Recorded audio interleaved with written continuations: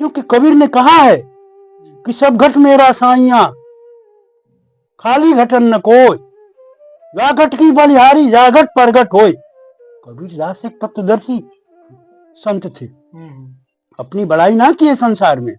और कबीर एक साधारण परिवार में, अपने छोटी सी परिवार, गरीब परिवार, बच्चा, तत्वदर्शी महापुरुषों ने कहा है कबीर हैं, कृष्ण हैं, बुद्ध हैं, महावीर हैं, ये सब तत्वदर्शी महापुरुष हैं, तत्व को जानने वाले। इन्होंने बताया, इस राज को खोला है कि आत्मा ही श्रेष्ठ है, और तुम आत्मा को नहीं अपने जाने बिना, हम राधे श्याम सीताराम करते हैं, चंदन लगाते हैं, टीका लगाते हैं, बाल बढ़ाते हैं, दाढ़ी बढ़ाते हैं, बहुत बड़ी जटाएं हैं, फिर भी हम भगवान का दर्शन न कर पावे तो हमारा ये दुर्भाग्य है।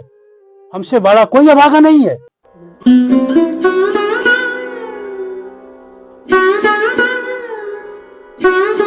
संत मिलन और हरि कथा तुलसी दुर्लभ रोए।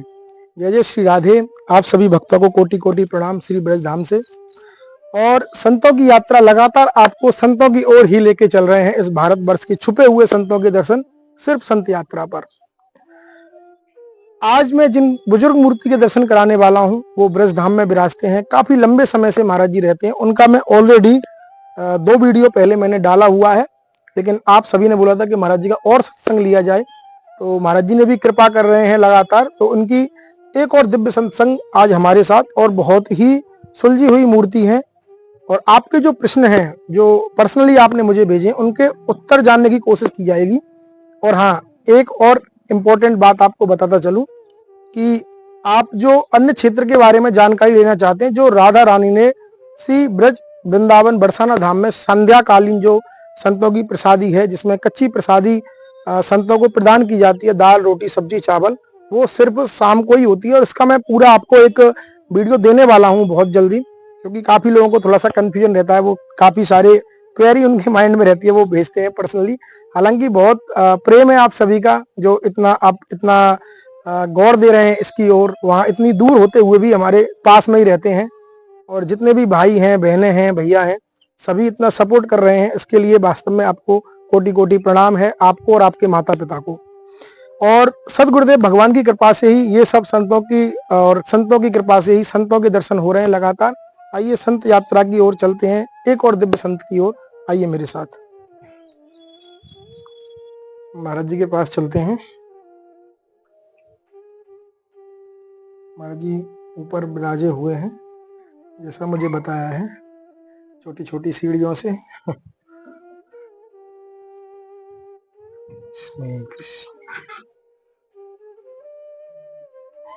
ये देखिए महाराज जी की कुटिया। जय जय श्री राधे, श्री राधे श्याम। महाराज जी विराजे हुए। आइए महाराज जी के पास चलते हैं, दर्शन करते हैं महाराज जी के। महाराज जी दंडोत। महाराज जी जय हो, जय हो। सब बढ़िया, महाराज की कृपा है, आपकी संतों की कृपा है। ये महाराज जी लगाना पड़ेगा। हुआ बस महाराज जी हमारे पास सत्संग का ही वो रहता है, और किस लिए आएंगे संतों के पास। ये महाराज जी यहाँ लगाना पड़ेगा मुझे, इसमें आवाज जाएगा आपका।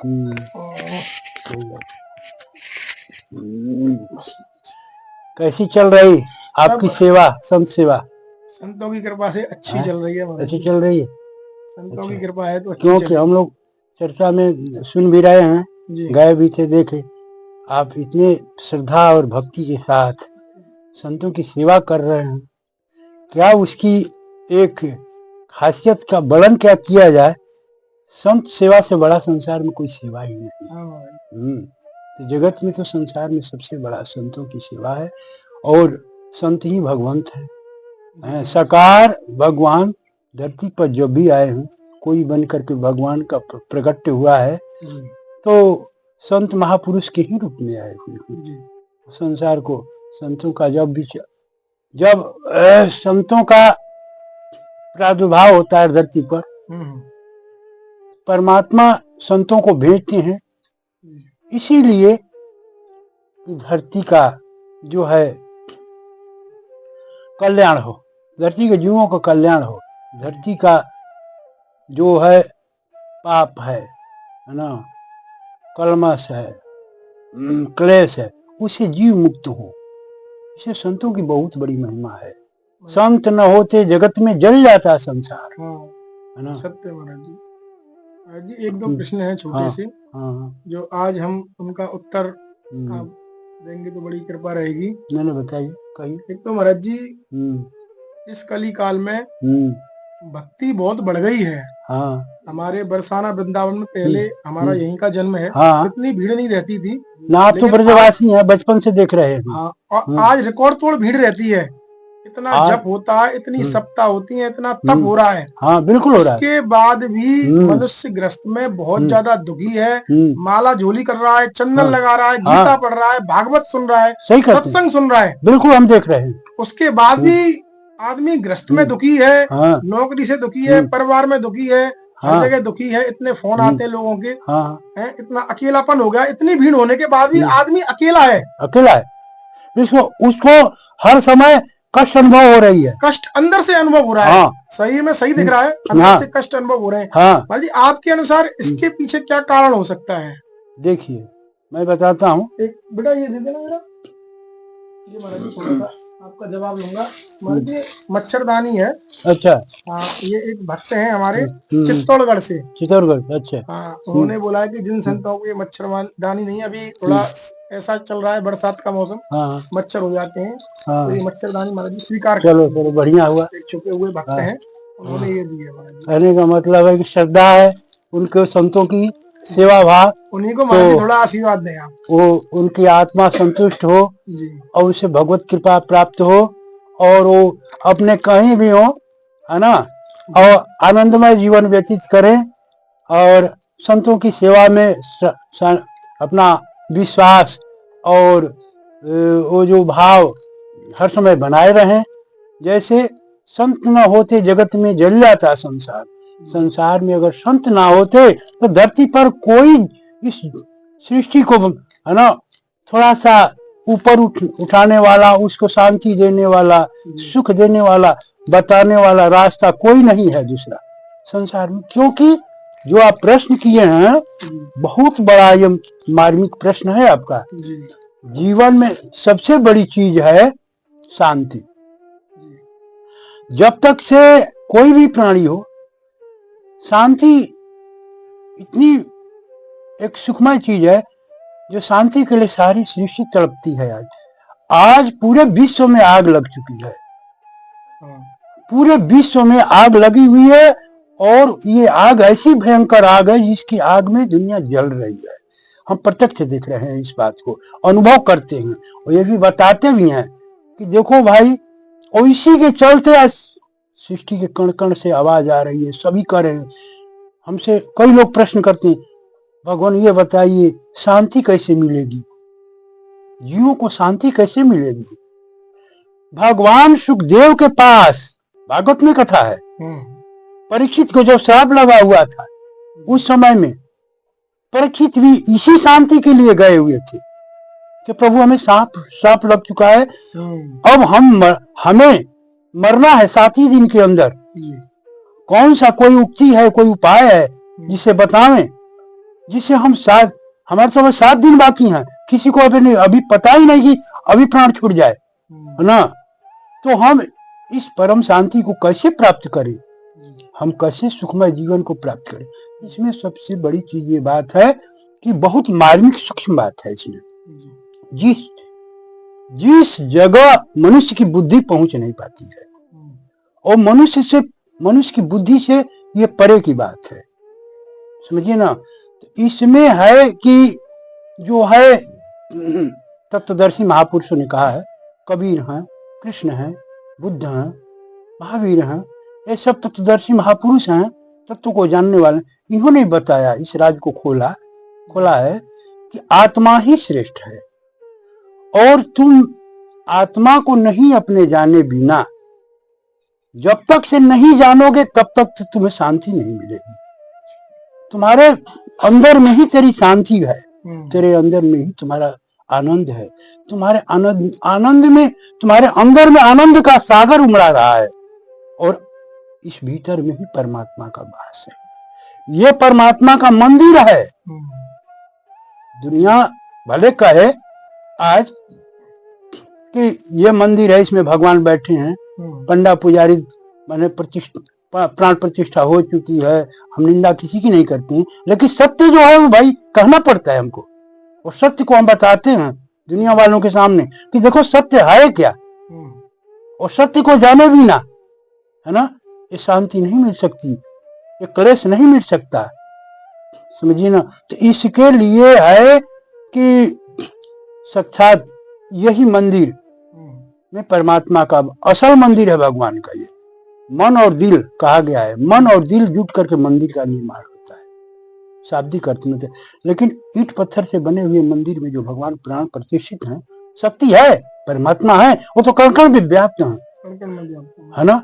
लेकिन उस मंदिर में जाने के बाद भी, दर्शन करने के बाद भी, है ना, शांति नहीं मिलती है ना, परमात्मा की प्राप्ति। हम हम माला लेकर जपते रहते हैं, राम राम कहते रहते हैं, है ना, हम राधे श्याम सीताराम करते हैं, चंदन लगाते हैं, टीका लगाते हैं, बाल बढ़ाते हैं, दाढ़ी बढ़ाते हैं, बहुत बड़ी जटाएं हैं, फिर भी हम भगवान का दर्शन न कर पावे तो हमारा ये दुर्भाग्य है।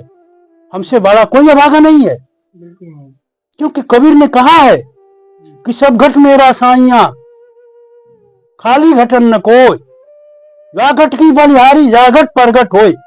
कबीर दास एक तत्वदर्शी संत थे, अपनी बड़ाई ना किए संसार में, और कबीर एक साधारण परिवार में, अपने छोटी सी परिवार, गरीब परिवार, बच्चा और बालक स्त्री के साथ रहते हुए, जाति का जुलाहा कपड़ा बुनते हुए फिर से परम ज्ञान को प्राप्त हो गए। हमारे तुम्हारे जैसे गृहस्थ की मैं बात करता हूँ, जैसे गृहस्थों को कहे ना आप, है ना, कि गृहस्थी दुखी हैं, और सभी साधन करते हुए, तमाम साधन करते हुए इस कली काल में, है ना, दुखी हैं। तो दुखी इसीलिए हैं, कबीर ने कहा है कि उस तत्व को नहीं जानने के चलते जीव दुखी है, अशांति में जीवन व्यतीत कर रहा है, और उस परम शांति को नहीं जान पाने के चलते, जो कि संपत्ति अपने भीतर ही भरी पड़ी है। सब घट मेरा साइया, खाली घटन न कोई। साहब कहते हैं सब घट मेरा साइया माने परमात्मा, भगवान, ईश्वर, आत्मा सबके भीतर विराजमान है कि नहीं है। सबके अगर आत्मा ना हो ना, तभी शरीर मुर्दा है तुम्हारे। यही आत्मा जब निकल जाती है तो ये शरीर मुर्दा पड़ता है, और तुरंत आदमी श्मशान को ले जाता है, भाग जलाकर भस्म कर देता है। लेकिन यही आत्मा का प्रकाश है, ये इसी को कबीर ने आत्मा राम कहा है। ये राम है, इस सब में रमा हुआ है ना। हम में तुम में खड़क खंड में घट घट व्यापे राम, ये प्रहलाद ने कहा है, जी ने बोला है, समझे ना। सब में, हम में तुम में खड़क खंड में घट घट व्यापे राम, मेरा राम तो सब। और देखो क्या हुआ, हिरण्यकशिपु दुष्ट था, जो उसके पिता ही प्रहलाद के थे, वो भगवान को नहीं मानता, ईश्वर को नहीं मानता था, दुष्ट, है ना। एक कथा है भागवत में, शास्त्रों में है। और उसने जो है क्या किया कि प्रहलाद को कहा कि तुम्हारे कहाँ भगवान है, दिखा मेरे भगवान। कहे नहीं, हम में भी है, तुम में भी है, हर जगह मेरे भगवान है, मेरे विष्णु है। तो बैरी था, है ना। कहा कि मैं ही भगवान हूं, मुझे पूज, मेरा भजन कर, मुझे मान, मैं भगवान हूं धरती का। वो भगवान नहीं है, अगर है तो इस खंबा में अभी मारता हूं, है ना, गदा से। अगर प्रकट हो जाए, है ना, तो तेरी रक्षा करेगा, और नहीं तो ये सी खड़क से, तलवार से तेरे गर्दन काट दूंगा। आज प्रमाण सत्य है शास्त्रों में कि जो है गदा से मारे, प्रहार किया और खंबा टूटा, प्रकट हो गए नरसिंह भगवान। हो गए कि ना हो गए? हो गए। क्यों हुए? विश्वास। हमारे तुम्हारे बीच में आज विश्वास नहीं रहा कि भगवान है, इसीलिए हम भ्रांतियां में फंसे हुए हैं। माला लेकर बैठे हुए, झोली लेकर बैठे हुए, तिलक चंदन लगाते हैं, मंदिरों में जाकर दर्शन पूजा रोज करते हैं, परिक्रमा दर्शन रोज करते हैं, तीर्थ व्रत और व्रत उपवास भी सबको हम कर रहे हैं, पर भी हम दुखी हैं और परमात्मा का झलक नहीं मिल पाती है। कारण यही कि हमारा विश्वास वहां तक नहीं पहुंचा है और न हमारा पहुंच हो चुका है। क्योंकि अगर पहुंच होता तो हमारे ही भीतर जो संपत्ति भरी है हम उसको पाने में क्या दूर है का? अरे हमारे भीतर में जो संपत्ति चीज भरा हुआ है ना, और उसी को हम ना जान रहे हैं तो हमसे बड़ा अंधा कौन है? इसलिए संस्कार अंधकार में पड़ा हुआ है। ये मित्रों अंधकार लोक है। अज्ञान ही अंधकार है जीवन, मनुष्य जीवन का, मनुष्य का। और अज्ञान के अंधकार में जी पड़ा हुआ है और नाना प्रकार के साधन करने के बाद भी उसे प्राप्त नहीं हो रहे हैं। समझो ना, तो इसमें तो प्राप्ति तभी होगी ना जो कबीर के युक्तियों पर चलेगा, प्रहलाद के युक्तियों पर चलेगा, है ना। कहने से नहीं होगा, विश्वास करके ढूंढना पड़ता है ना। हम ढूंढेंगे अवश्य उसे प्राप्त करेंगे। कोई इसका रास्ता है महाराज? हाँ, कबीर ने रास्ता है ढूंढने का। हाँ बताता हूँ। कबीर ने तो कहा यहाँ तक कि माला तो कर में फिरे, जिरवा फिरे मुख माही, मनवा तो चौदिशी फिरे, या तो सुमिरन नाही। तो कहते हैं कि काला माला तो अंगुलियों में घूम रही है और जिरवा राम राम कर रही है कि ना? बिल्कुल, सभी कर रहे हैं, सभी कर रहे हैं, साधन में लगे हुए, पर मनवा तो चौदिशी फिरे, या तो सुमिरन नाही। जो बता रहे ना, यही बात है। केवल मन की यहाँ साजिश है, मन की चाल है। और मन, हाँ, सबसे बड़ी चीज है कि आदमी जो अंदर में अंधकार है ना, उस अंधकार में पड़े हुए जीव जो है उसके प्रकाश के मार्ग ही नहीं दिखाई दे रहा है ना। बुद्धि में, मन में बैठा हुआ अंधकार है उसके, और बुद्धि मन से बाहर किसी का समझ नहीं है। बुद्धि से और मन से बाहर कोई जाने का उसको रास्ता ही मालूम नहीं है। अब जब तक से मन और बुद्धि के क्षेत्र से हम बाहर नहीं जाएंगे तब तक से उस तत्व का यानी आत्मा परमात्मा की जानकारी नहीं होती है ना। तब तक हम भ्रमित रहेंगे, अब तब तक हमें शांति नहीं मिलेगी। तब तक इन प्रकृति के, ये जो प्रकृति है इसमें हम दुखी ही रहेंगे। दुख आत्मा को कैसे जानेंगे महाराज? हाँ, आत्मा को कैसे देखेंगे? तो सुनो, तो आत्मा को कैसे देखेंगे, है ना। आत्मा को देखने के लिए एक नजर ऐसी है ना कि आपको आत्म अनुभव करना है ना। आत्म अनुभव अनुभूति होती है। देखिए, इस नजर जो है ये बाहर की, इस नजर से आप नहीं देख सकते। ये चमड़ी की आंख है, ये संसार को देखने के लिए है। लेकिन एक तीसरी नेत्र ज्ञान की नेत्र है। आत्मा ज्ञान स्वरूप है, परमात्मा में ज्ञान स्वरूप है। एक ही तत्व है। जैसे जल एक तत्व है ना, वैसे ही परमात्मा भी एक तत्व, आत्मा भी उसी का अंश है, तत्व है ना।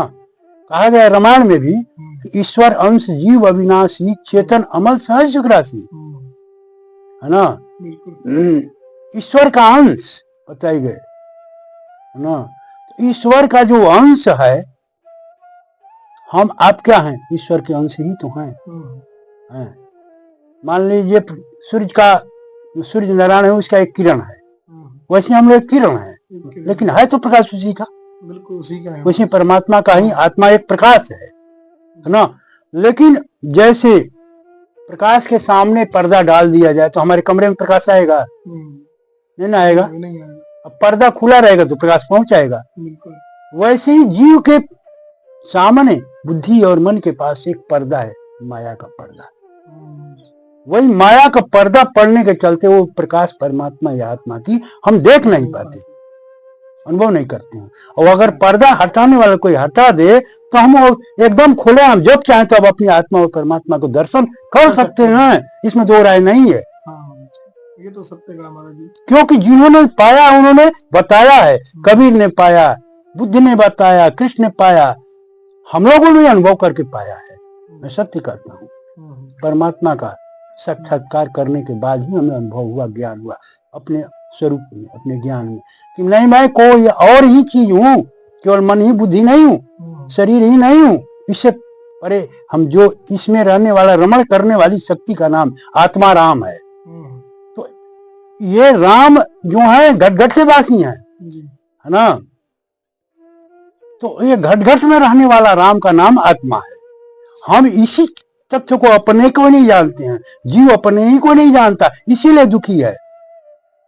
जीव इसीलिए कहा गया है कि उसे शरीर का संसार का ज्ञान है, और इस बुद्धि से शरीर और संसार को ही जानता है।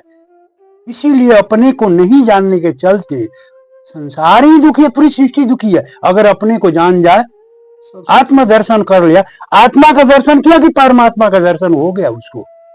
एक ही है, एक ही रूप में है, समझिए। आत्मा को सुख और दुख का अनुभव होता है क्या? बिल्कुल होता है। ये बताओ, आपको चेटी काटते हैं दुख नहीं होती है? तो शरीर हुआ ये तो। इस शरीर में ही आत्मा का वास है, कण कण में आत्मा का रोम रोम में समाई हुई प्रकाश है। अगर आप सो जाए या मृतक हो जावे, अब मृतक को कुछ भी करते रहे तो का अनुभव होता है? का नहीं होता। लेकिन आप हैं सोए हुए हैं, जगे हुए हैं, आपको कोई चीटी काटे तो आप जग जाते हैं कि ना? तो अनुभव होने वाली प्रकाश क्या है? यही आत्मा का प्रकाश है, होता है। हाँ बिल्कुल। अरे हम कहते तुम आत्मा ही हो, केवल तुम्हें अपना स्वरूप का ज्ञान नहीं होने के चलते तुम भूले हुए हो। हाँ, तुम्हें अपना ही विषय में ज्ञान नहीं है। तुम जानते हो कि एक आदमी हूँ, मैं शरीर हूँ और मेरा शरीर है, मेरा परिवार है और मैं परिवार का हूँ। यही अज्ञान है, ये अज्ञान है संसार का, यही में फंसा हुआ। अगर थोड़ा सा भी इसे ऊपर उठा जाए, इसी का नाम जो तत्वदर्शी महापुरुष होता है, इसी तत्व को समझाता है ना। जैसे हम समझा रहे हैं, ये तत्व की बात है, तत्व की बात। जैसे तत्व एक जल है, जल एक तत्व है, बर्फ के रूप में जम जाता है, पानी को जम जाता है तो बर्फ के रूप में हो जाता है। और पानी को गर्म किया जाता है तो भाप बन जाता है। पानी वही है लेकिन उड़ गया, दिखाई नहीं देता है। और जल, जब पानी जम जाता है और पिघल जाता है बर्फ तो जल बन जाता है ना। उसका तीन रूप है ना। बिल्कुल ठीक वैसे ही आप में भी है कि आत्मा प्रकाशित है। अगर प्रकाश न रहे तो एक श्वास भी आपके आना जाना बंद। ईश्वर जो कहा जाता है, इस श्वास का नाम ईश्वर है। ईश्वर ई माने ये, इसमें रमण करने वाली ये स्वर है, श्वास है, इसी का नाम ईश्वर है। अगर ये निकल जाती है तो ये शरीर मुर्दा है। ये मुर्दा हर समय है, समझिए ना। इसमें चेतन शक्ति एक आत्मा है। वो आत्मा को अगर जान जाए अपनी आत्मा को, तो हम आत्मा ही हैं। हमको कोई आज तक बताने वाला नहीं मिला।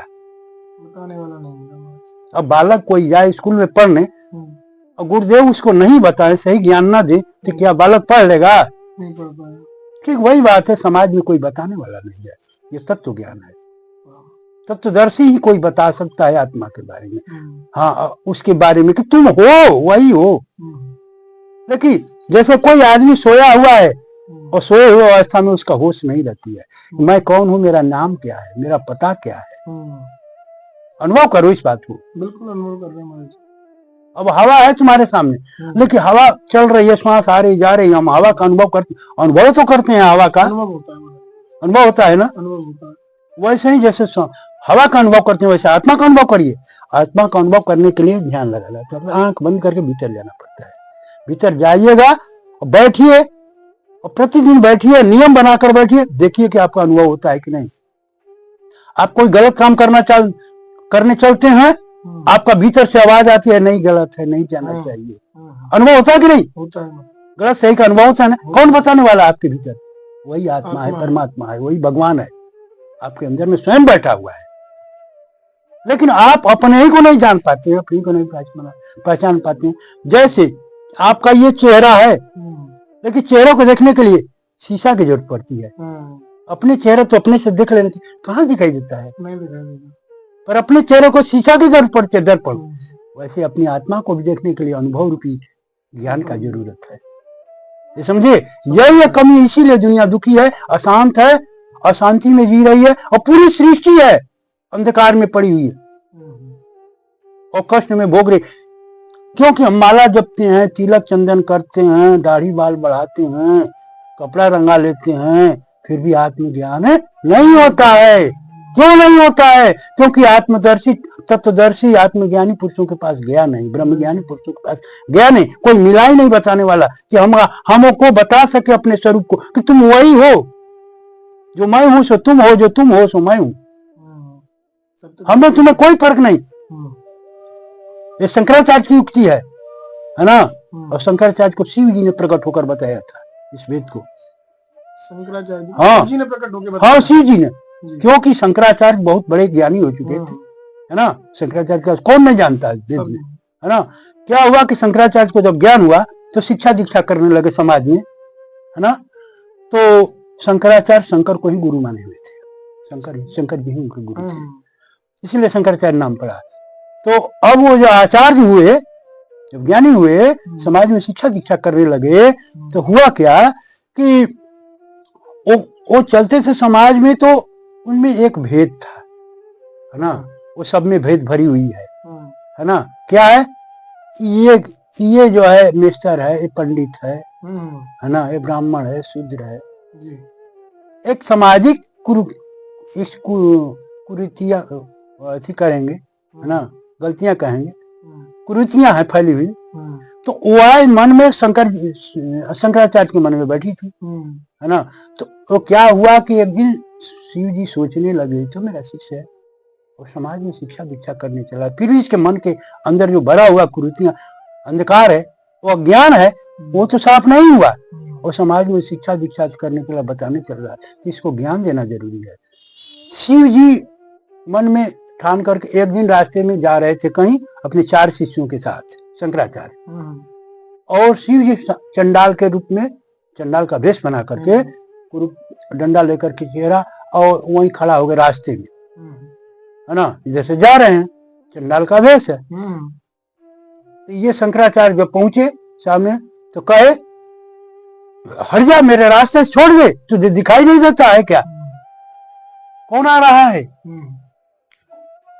तो वो बोलते हैं, शिव जी बोलते हैं, अरे ब्राह्मण से, अरे ब्राह्मण, तो समझ में नहीं आता? अरे मैं भी एक इंसान हूँ, तुम भी एक इंसान हो, हमें तुम्हें भेद कैसा? तो नहीं, हट जा, मेरे रास्ता छोड़, तू चंडाल हो। कहा मैं ब्राह्मण हूँ, ज्ञानी हूँ। एक शब्द है, ब्राह्मण उसको कहते हैं, है ना? ब्रह्म ज्ञानी का नाम ब्राह्मण है। इस शब्द को जानना जरूरी है तुमको। ब्राह्मण एक जाति से नहीं है, एक शरीर से नहीं है। ब्राह्मण कर्म से होता है समाज में। हम अभी खोल कर बताते हैं इस सत्य को कि ब्राह्मण कर्म से होता है, और ब्राह्मण वही है जो ब्रह्म ज्ञानी हो, जो ब्रह्म को जान चुका हो, जो ब्रह्म को प्राप्त हो चुका है, वही ब्राह्मण कहलाने का अधिकारी होता है, जिसके पास ब्रह्म ज्ञान हो। अन्यथा वो शूद्र के समान ही होता है, कोई शरीर हो, कोई जाति हो, कोई कौन हो। तो अब उनको जब वो समाज में जब वो देख रहे थे शिव जी, तो अब उनको शिक्षा देना था शिव जी को, तो चंडाल के रूप में प्रकट हुए। तो कहे कि ये बताओ कि तुम्हारे शरीर में हमारे शरीर में क्या अंतर है? देखने लगे, करे कि कोई अंतर नहीं। चलो हो गया। तो कहे कि कोई अंतर नहीं, देखने लगे, कहे कि नहीं, तेरे खून में मेरे खून में क्या अंतर, तेरे चमड़ी में मेरे चमड़ी में क्या अंतर है? बोल बोल। कोई अंतर नहीं, कोई नहीं अंतर है। वो ज्ञान हो गया। कहा अच्छा ये बता, तेरी आत्मा में मेरी आत्मा में क्या अंतर है? तुम्हें एक, तेरे भीतर में एक आत्मा है, मेरे भीतर में एक आत्मा है ना? तुम संसार को शिक्षा देने चले हो और तुम्हारे भीतर में कितना बड़ा अज्ञानता भरा पड़ा है। इस बात को सुन करके सुन, अब उनको ऐसा अनुभव हुआ उस समय शंकराचार्य को, और तुरंत चरणों में गिर गए। जब चरणों में गिरे तो शिव जी दर्शन दे दिए। कहे धन्य है गुरुदेव, मैं तो धन्य हो गया आज, मुझे अंधकार से बचा लिया मुझे, है ना? मेरे हृदय में एक अहंकार बैठा हुआ था, अहंकारी मन। मैं जानता था कि बहुत बड़ा ज्ञानी हूं मैं पूरे विश्व का, उससे बड़ा ज्ञानी कोई ना है। क्योंकि मैं अभी आपके सामने, अगर आकर आप मेरे सामने आंख नहीं खोले होते तो मैं ज्ञान में ही भटकता रहा, और समाज को शिक्षा दीक्षा जो दे रहा था वो सब व्यर्थ था मेरा, इसका कोई प्रभाव नहीं पड़ता। तो सत्य ही कहते हैं, है ना। तो ये शंकराचार्य की युक्ति है। ऐसे ही बताता हूँ कि हमारी आत्मा, तुम्हारी आत्मा, एक पशु की आत्मा और मेरी आत्मा कोई फर्क नहीं, आत्मा एक ही तत्व है। आत्मा तो आत्मा यही बताता हूं तुमको, समझो कि आत्मा निर्विकार है, उसमें कोई विकार, कोई वासना नहीं होती है। तुम्हारे मन में वासना बैठी है, अपने मन को पहचानो। तुम्हारे मन में सारी गलतियां हो रही हैं। मन से आदमी सब जो कुछ काम करता है सब गलत होता है, गलत हो रहा है। महाराज जी आत्मा निर्विकार है तो सबको भगवत प्राप्ति होनी चाहिए। हो जाएगी, पर वैसे तत्वदर्शी का जब प्रकाश में जाएगा, जैसे शिव जी को शंकराचार्य मिल गए प्रकट रूप में और उन्होंने बताया तत्व को, है ना, कि हमारे तुम्हें कोई ये भेद को हटा दे। तू आत्मा को देखो, हर जीव में अपने ही स्वरूप को देखो। जब हम ही शरीर में भी देखो, जब हमारे शरीर में अंतर नहीं, आत्मा में अंतर नहीं, तो फिर बीच में भेद कहाँ? भेद के खाई को हटा दो, मिटा दो। यही ज्ञान है हमारे अंदर में, हमारे समाज के अंदर में, आज संसार में यही भेद की खाइयां बनी पड़ी हैं। आज देख लीजिए कितना मतांतर है, कितना संप्रदाय है, कितनी जातियां, यही खाई बनी है समाज को। इस खाई को पार कोई नहीं पार कर रहा है। अशांति का कारण यही है। माला जपने, भजन करने, त्याग तपस्या करने, सब कुछ करने के बाद भी भगवत प्राप्ति नहीं हो रही है। और मोक्ष मुक्ति लोग ढूंढ रहे। आत्मा को तो मोक्ष है ना मुक्ति है, ये तो स्वयं मुक्त है। आत्मा तुम्हारी आत्मा, मैं तुमको कहता हूँ, तुम्हें मोक्ष की जरूरत है ना मुक्ति की जरूरत है ना भगवान को ढूंढने की जरूरत है कहीं। सिर्फ इतना ही बस जीव को जानना है कि अपने भीतर चला जाओ, अपने भीतर में जाकर आंखें बंद करके, है ना, ये प्रश्न करूं कि मैं कौन हूं। बस इतना ही प्रश्न करो, मैं कौन हूं। ये प्रश्न बार बार करते रहो, तुम्हारे प्रश्न भीतर से जरूर उत्तर आएंगे। और जिस दिन उत्तर आ जाएंगे अपने स्वरूप को तुम जान जाओ, वही दिन प्रकट हो जाएगा, वही आत्मज्ञान हो जाएगा। इसलिए कबीर ने कहा इस युक्ति में, आत्मज्ञान बिना सब सुना क्या मथुरा क्या काशी। आत्मज्ञान के बिना सुना ऐसा संसार है, चाहे काशी में रहे, चाहे मथुरा में रहे, प्रयाग में, कहीं रहे, सब सुना है संसार। अंधकार में है, अज्ञान में है। अज्ञान ही अंधकार है जीव का।